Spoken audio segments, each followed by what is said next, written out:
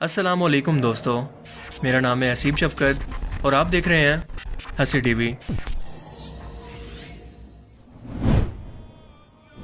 10 ہجری 18 ذی الحجہ کو جب رسول پاک صلی اللہ علیہ وآلہ وسلم اپنے آخری حج سے واپس آ رہے تھے تو آپ نے پانی کے ایک چشمے کے پاس موجود جگہ خم پر قیام کیا اور امت کو ایک انتہائی اہم ترین خطبہ دیا جسے غدیر خم کا خطبہ کہتے ہیں۔ یہ خطبہ اتنا اہم ہے کہ آج بھی فرقہ پرست مولوی اور عالم دین مسلمانوں سے اس خطبہ کو چھپاتے ہیں، انہیں سچ نہیں بتاتے کیونکہ اس خطبہ کی بہت ساری باتیں ان کے فرقے کے خلاف جاتی ہیں۔ یہ لوگ طرح طرح کی کم درجہ اور ضعیف روایتوں کو پیش کر کے اس خطبہ کو دبانے کی کوشش کرتے ہیں اور پچھلے 1400 سالوں کے اندر، صرف پچھلے 5 سالوں کے اندر ان احادیث مبارکہ کو علمی کتابی عالم دین جب سامنے لے کر آئے تو لوگوں پر اس کی حقیقت کھلی۔ دیکھیں، اسلام کسی فرقہ کی شکل میں نہیں آیا تھا بلکہ اللہ نے آپ کو مسلمان بنایا ہے جس کا ایک ہی فرقہ ہے اور وہ ہے مذہب اسلام۔ مسلمان کی تعلیمات اور اس کے احکامات کا مرکز صرف قرآن و حدیث ہیں، اور اس ویڈیو کے اندر بھی ہم اسی حوالوں سے بات کریں گے۔ لیکن اگر آپ اس ویڈیو کو اپنے فرقہ کی مناسبت سے بنا دیکھے پہلے سے جج کرنا چاہتے ہیں تو برائے مہربانی اسے مت دیکھیں، یہ آپ کے لیے نہیں ہے۔ لیکن اگر آپ خود کو مسلمان کہتے ہیں اور بنا فرقہ واریت کے حقیقت کو جاننا چاہتے ہیں تو یہ ویڈیو آپ کی زندگی کی اہم ترین ویڈیو ثابت ہوگی، کیونکہ یہ آپ کی سوچ کو ہمیشہ کے لیے بدل کر رکھ دے گی۔ یہ حقیقت بتانا اس لیے بھی ضروری ہے کہ مجھ جیسے دین کے طالب علم سے بھی اللہ قیامت کے دن یہ سوال کرے گا کہ تم نے حق جان کر بھی اسے لوگوں تک کیوں نہیں پہنچایا، اور اللہ قیامت کے دن آپ سے بھی سوال کرے گا کہ آپ نے اس کو سن کر اس کی تصدیق کر کے پھر بھی اس کے سچا ہونے کا انکار کیوں کیا، چاہے وہ بات تمہارے فرقے کے خلاف اور تمہارے مخالف کے حق میں کیوں نہ جا رہی ہو۔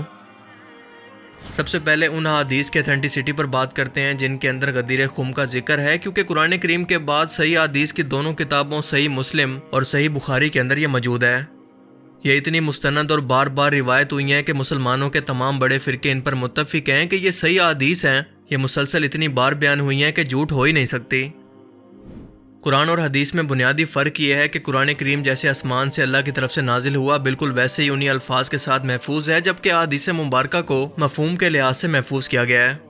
کہ کئی صحابہ کرام نے ایک ہی حدیث کو اپنے الفاظ کے اندر بیان کیا، مگر ان سب کا مفہوم کیونکہ ایک جیسا تھا تو یہ بالکل صحیح حدیث یا متواتر حدیث بن جاتی ہے، جیسا کہ غدیر خم کے کیس میں ہے۔ کیونکہ یہ ضروری نہیں کہ ایک خطبہ کے ہر ایک الفاظ ایک ہی شخص کو یاد ہوں، کیونکہ اس وقت کوئی ویڈیو ریکارڈنگ یا وائس ریکارڈنگ تو تھی نہیں، لہٰذا ایک ہی خطبہ کے متعلق ہمیں کئی احادیث ایک ہی مفہوم کے ساتھ کئی جگہ پر ملتی ہیں۔ سب سے وضاحت سے اس غدیر خم کے خطبہ کی تفصیلات ہمیں صحیح مسلم 62-25 کے اندر ملتی ہیں۔ تابعین ایسے لوگوں کو کہتے ہیں جنہوں نے رسول اللہ صلی اللہ علیہ وآلہ وسلم کو نہیں دیکھا اور نہ ہی ان کی صحبت میں رہے، بلکہ آپ کے صحابہ کو دیکھا اور ان کی صحبت میں رہے۔ اس حدیث مبارکہ کے مطابق 3 تابعین رسول اللہ صلی اللہ علیہ وآلہ وسلم کے سابقون الاولون یعنی اسلام کے آغاز میں ہی مسلمان ہونے والے چند لوگوں میں سے ایک معتبر صحابی حضرت زید بن ارقم کے پاس گئے۔ ان تینوں میں سے ایک تابعی کا نام تھا حسین بن صبرہ۔ انہوں نے زید بن ارقم سے کہا کہ زید، اللہ نے آپ کو خیر کثیر عطا کی، اللہ نے آپ کو رسول اللہ صلی اللہ علیہ وآلہ وسلم کی زیارت عطا کی، آپ نے رسول اللہ کی بات سنی، ان کے ساتھ مل کر جہاد کیا، ان کی امامت کے اندر نمازیں پڑھی، آپ ہمیں رسول اللہ صلی اللہ علیہ وآلہ وسلم کی کوئی حدیث سنائیے۔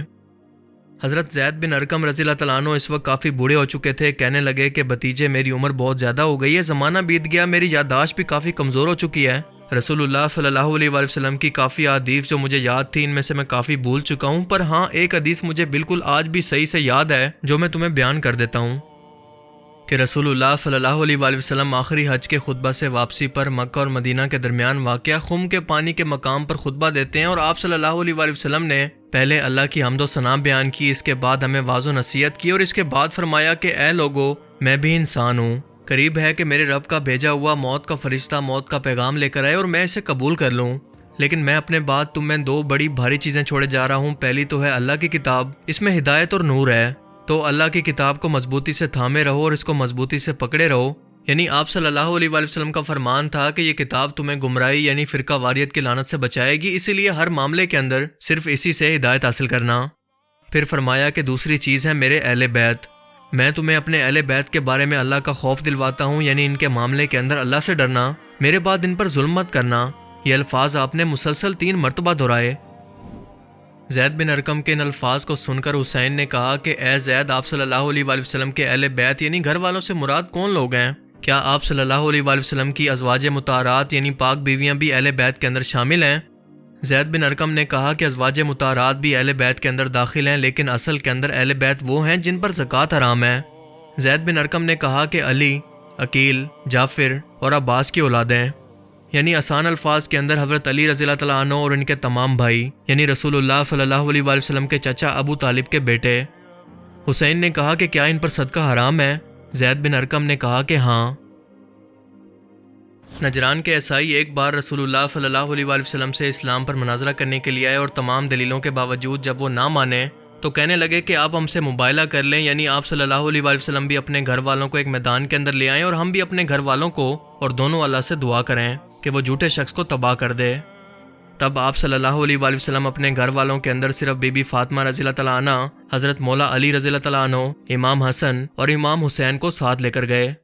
جنہیں آتا دیکھ کر عیسائی مباہلے سے خوفزدہ ہو کر میدان سے بھاگ گئے، کیونکہ ان کو اندازہ ہو گیا کہ اللہ پاک ان ہفتیوں کی دعا کو کبھی بھی رد نہیں کرے گا۔ مگر اس ایک واقعہ سے یہ ثابت ہو گیا کہ رسول اللہ صلی اللہ علیہ وآلہ وسلم کے اصل اہل بیت یعنی آپ کے گھر والوں میں کون کون شامل ہے۔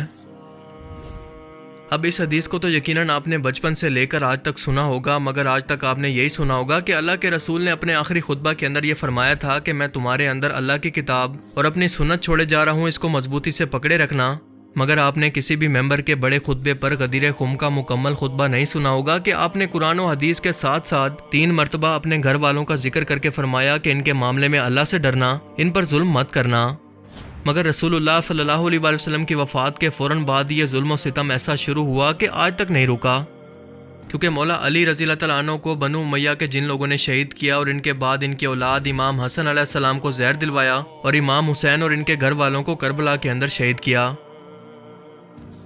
امام حسین علیہ السلام کے بیٹے زین العابدین جو کہ کربلا کے اندر بیماری کی وجہ سے شریک نہیں ہو سکے تھے، ان کی نسل سے رسول اللہ صلی اللہ علیہ وآلہ وسلم کے اہل بیت کی نسل آگے بڑھی، جنہیں ایک ایک کر کے پھر سے بنو امیہ اور پھر بنو عباس کی نسل نے زہر دے کر اور کبھی قتل کروا کر اور کبھی اذیتوں میں ڈال کر ان کو شہید کروایا، یہاں تک کہ آپ کی نسل سے آخری امام مہدی علیہ السلام کا ظہور ہونا بھی باقی ہے، اور پھر سے وہی اہل بیت کے دشمن ان کے خلاف بھی ایسے ہی اکٹھا ہوں گے جو کہ مولا علی علیہ السلام کے دور کے اندر ان کے خلاف جنگ کرنے والے تھے، یعنی اہل شام اور بنو امیہ۔ رسول اللہ صلی اللہ علیہ وآلہ وسلم کے چچا کے باقی بیٹوں یعنی مولا علی رضی اللہ تعالیٰ عنہ کے علاوہ جعفر، عقیل اور عباس کے ساتھ بھی بنو امیہ نے بالکل یہی سلوک کیا۔ رسول اللہ صلی اللہ علیہ وآلہ وسلم نے غدیر خم پر یہ خطبہ اس وقت دیا جب حج کے بعد تمام عرب کے لوگ جا چکے تھے اور صرف شام اور مدینہ کے لوگ اس میدان میں موجود تھے۔ آپ جانتے تھے کہ انہی دونوں کے اختلاف کے اندر میرے اہل بیت کو شہید کرنے کی شروعات ہوگی، لہٰذا ان کو کہا کہ غور سے سنو، میرے اہل بیت کے معاملے میں اللہ سے ڈرنا۔ اب اس ایک خطبہ کے اندر قیامت چھپی ہوئی ہے، کیونکہ جب بھی کوئی فرقہ باز مولوی یہ حدیث مکمل بیان کرے گا کہ رسول اللہ صلی اللہ علیہ وآلہ وسلم نے فرمایا تھا کہ میرے اہل بیت کے معاملے میں اللہ کا خوف رکھنا، تو ان اہل بیت کو کن لوگوں نے شہید کیا تھا یہ پوری تاریخ اسے کھول کر بیان کرنی پڑے گی، اور جب وہ اس تاریخ کو بیان کرے گا تو لوگوں کو پتہ چلے گا کہ یہ لوگ آج بھی انہی لوگوں کا دفاع کرتے ہوئے ان کو رضی اللہ تعالیٰ عنہ بھی کہتے ہیں اور ان کو صحابی بھی مانتے ہیں۔ آج کے ٹائم کے اندر جانے انجانے کے اندر یہ لوگ بھی جرم کے اندر اور اس سچ کو چھپانے میں آج برابر کے شریک ہیں، کیونکہ آج ان اہل بیت کے دشمنوں کا نام و نشان تو باقی نہیں، مگر ان کے کارناموں پر یہ فرقہ باز مولوی آج بھی پردہ ڈال رہے ہیں۔ لیکن سچ کی تو خاصیت ہی یہی ہے کہ وہ ہمیشہ چھپ ہی نہیں سکتا۔ اہل سنت اور اہل تشیع کا سب سے بڑا اختلاف اسی بات کا ہے کہ وہ اہل بیت کو بھی رسول اللہ صلی اللہ علیہ وآلہ وسلم کے الفاظ کے مطابق قرآن اور حدیث کے بعد سب سے زیادہ اہمیت دیتے ہیں۔ ان لوگوں کو جنہوں نے اہل بیت پر ظلم کیا، ان کے بارے میں طرح طرح کی تعویلیں دے کر انہیں صحابی ثابت کرنے کی کوشش کرتے ہیں، جیسا کہ یزید کے دور کے اندر بھی اس کے علماء کرام نے آپس کے اندر خانہ کعبہ پر حملہ کرنے اور امام حسین علیہ السلام اور ان کے خاندان یعنی اہل بیت کو شہید کرنے کی ہزاروں تعویلیں لوگوں تک پہنچائی، اور یہی آج کے فرقہ باز مولوی بھی کر رہے ہیں۔ دیکھیں، میں تاریخ کا طالب علم ہو کر حوالوں کے ساتھ آپ کے ساتھ یہ بات کر رہا ہوں، نہ کہ کسی فرقے کا نمائندہ ہو کر، لہٰذا اپنے دماغ کو کھول کر ان چیزوں کو لاجیکلی اور عقلی طور پر سمجھیں اور سوچیں۔ انسان ہونے کا ثبوت دیں جو کہ سوچ اور سمجھ رکھتا ہے، نہ کہ جانور ہونے کا جو کہ ایک فرقے کے پیچھے بس آنکھیں بند کر کے چل پڑے۔ اسی غدیر خم کے مکمل خطبہ کی حدیث کے اندر بیان ہوتا ہے کہ رسول پاک صلی اللہ علیہ وآلہ وسلم نے تمام لوگوں کو جمع کر کے ان سے سوال کیا کہ کیا تمہارا رب اللہ نہیں؟ کیا میں تم لوگوں کی جان سے بڑھ کر تم پر حق نہیں رکھتا؟ سب نے ہاں میں جواب دیا کہ بے شک ایسا ہی ہے۔ تب آپ صلی اللہ علیہ وآلہ وسلم نے مولا علی علیہ السلام کو اپنے پاس بلایا، ان کا ہاتھ اپنے ہاتھ کے اندر لیا اور ہوا میں بلند کر کے فرمایا کہ جان لو کہ جس کا میں مولا اس کا علی مولا، یعنی جس کا میں امام ہوں اس کا امام اور جگری دوست علی بھی ہوگا۔ یہاں پر لفظ مولا سے مراد کوئی مددگار نہیں اور نہ ہی آپ صلی اللہ علیہ وآلہ وسلم کا جانشین ہے، کیونکہ آپ اللہ کے رسول تھے، نہ کہ کسی ملک کے بادشاہ۔ جو اپنے بعد اپنا جانشین مقرر کر کے جاتے، بلکہ اس کی بجائے آپ نے یہ فیصلہ امت پر چھوڑ دیا کہ اتفاق رائے سے جس کو مرضی اپنا خلیفہ چنے، اور اسی اجماع امت نے چاروں خلیفہ حضرت ابوبکر صدیق، حضرت عمر، حضرت عثمان، مولا علی اور امام حسن کو متفق ہو کر خلیفہ چنا۔ جنگ صفین کے موقع پر جب اہل شام سے جنگ ہونا تھی تو مولا علی علیہ السلام نے تمام صحابہ کو ایک بڑے میدان کے اندر جمع کر کے فرمایا کہ کیا تم لوگ گواہی نہیں دیتے کہ رسول اللہ صلی اللہ علیہ وآلہ وسلم نے فرمایا تھا کہ جس کا میں مولا اس کا علی مولا؟ یعنی آپ یہ کہنا چاہتے تھے کہ رسول اللہ نے جس کو تمہارا امام بنایا تھا، کیا وہ کبھی کسی کو ناحق قتل یا اپنے ہی لوگوں پر کبھی غلطی سے بھی جنگ کو مسلط کر سکتا ہے؟ 30 صحابہ نے یہ گواہی دی کہ ہاں ہم لوگ بھی غدیر خم کے موقع پر موجود تھے اور ہم نے یہ الفاظ خود اپنے کانوں سے سنے، کیونکہ زیادہ تر صحابی جو کہ اس خطبے کے اندر موجود تھے اس وقت تک وفات پا چکے تھے۔ حضرت ابو ذر غفاری کے غلام تھے جو کہ جنگ جمل کے اندر مولا علی علیہ السلام کے ساتھ تھے، اور جب جنگ ختم ہوئی تو وہ مدینہ میں ام سلمہ رضی اللہ تعالیٰ عنہ کے پاس آئے، جو کہ رسول اللہ صلی اللہ علیہ وآلہ وسلم کی ایک بیوی تھیں۔ انہوں نے ام سلمہ سے بیان کیا جس کا مفہوم یہ ہے کہ میں مولا علی علیہ السلام کے ساتھ تھا، مگر جب میں نے دیکھا کہ امیر معاویہ کے حق کے اندر اما عائشہ رضی اللہ تعالیٰ عنہ مولا علی کے خلاف جنگ جمل کے اندر ہیں تو میرا ایمان کچھ ڈگمگایا کہ وہ اتنی معتبر شخصیت ہیں، رسول اللہ کی بیوی ہیں، تو میں ان کے خلاف کیسے جنگ کروں؟ لیکن دوپہر آتے آتے مجھے رسول اللہ کی ایک حدیث یاد آئی کہ وہ قوم کیسے کامیاب ہو سکتی ہے جس کی حکمران ایک عورت ہو، اور اس ایک حدیث نے مجھے گمراہی سے بچا لیا اور سمجھا دیا کہ اما عائشہ رضی اللہ تعالیٰ عنہ اس وقت خطا پر تھی اور غلط فہمی میں باغی جماعت کا ساتھ دے بیٹھیں۔ اس بات کو سن کر ام سلمہ رضی اللہ تعالیٰ عنہ نے جواب دیا کہ تم نے بہت اچھا کیا، کیونکہ میں نے خود اپنے کانوں سے سنا ہے کہ آپ صلی اللہ علیہ وآلہ وسلم نے فرمایا کہ علی اور قرآن قیامت تک ایک ساتھ رہیں گے، یہاں تک کہ حوض کوثر پر مجھ سے ملاقات کریں گے۔ یعنی جو قرآن کا مفہوم اور مطلب وہ سمجھیں گے وہی سچا ہوگا، چاہے ان کے مخالف جتنی مرضی دلیلیں دیں، لیکن علی اس وقت حق پر ہوگا۔ بالکل یہی الفاظ آپ نے انصار کے لیے بھی فرمائے تھے کہ انصار تم پر ظلم ہوگا، صبر کرنا یہاں تک کہ مجھے حوض کوثر پر آ کر ملنا۔ یعنی مولا علی علیہ السلام اور ان کی اولاد یعنی آپ کے اہل بیت پر بھی ظلم ہونا تھا، اور یہ بات رسول اللہ صلی اللہ علیہ وآلہ وسلم پہلے سے جانتے تھے، اسی لیے پہلے سے امت کو آگاہ کیا تاکہ وہ گمراہ نہ ہو جائیں۔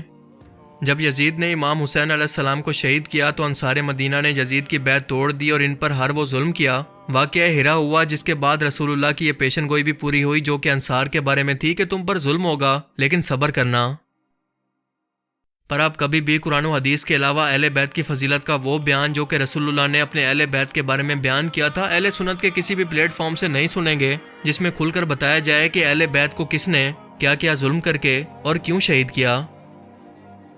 دیکھیں یہودی اور نصرانی یعنی عیسائیوں کے عالموں کا کیا قصور تھا کہ اللہ نے ان پر اتنا جلال اور غصہ کیا کہ وہ سچ کو چھپا کر لوگوں سے جھوٹ بولتے ہیں، سچ کو جان کر بھی اپنے لوگوں سے چھپاتے ہیں۔ انہوں نے رسول اللہ کی آمد کی پیشن گوئیاں بھی اور آپ کی نبوت کی نشانیاں بھی اپنے لوگوں سے چھپائی۔ آج اہل بیت پر ظلم کی تاریخ اور احادیث کا اصل مفہوم چھپانے کے بعد ہمارے فرقہ باز مولوی بھی تو وہی کچھ کر رہے ہیں کہ غدیر خم کی حدیث کا آدھا حصہ بیان کرتے ہیں جبکہ آدھے حصے کو چھپا لیتے ہیں، جو کہ قرآن و سنت کے مطابق بہت بڑی علمی خیانت اور منافقت ہے۔ اللہ تعالیٰ نے ایسے لوگوں پر لعنت فرمائی۔ یہ لوگ قرآن کو چھوڑ کر صرف اپنے مسلک کو آج مضبوطی سے پکڑے ہوئے ہیں جس نے آج امت کو تقسیم کر دیا ہے۔